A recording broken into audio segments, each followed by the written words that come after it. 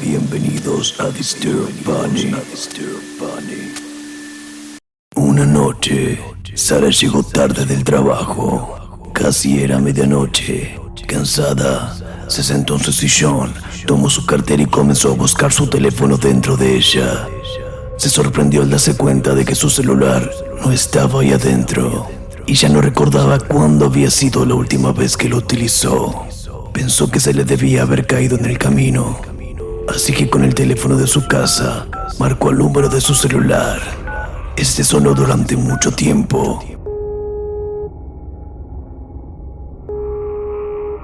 Hasta que alguien atendió, pero esa persona no decía nada. Ella podía escuchar que alguien respiraba al otro lado, pero no le hablaba. Entonces le dijo hola, pero no recibió respuesta. Estaba segura de que una persona había contestado, porque seguía escuchando cómo respiraba.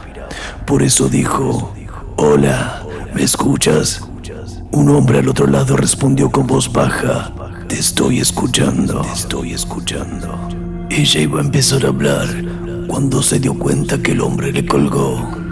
Sara intentó volver a comunicarse con él varias veces, pero no respondió. Así que se dio por vencida y aceptó que su celular ya estaba perdido.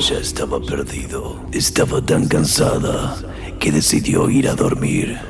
Cuando subió a su habitación, una sorpresa desagradable le esperaba.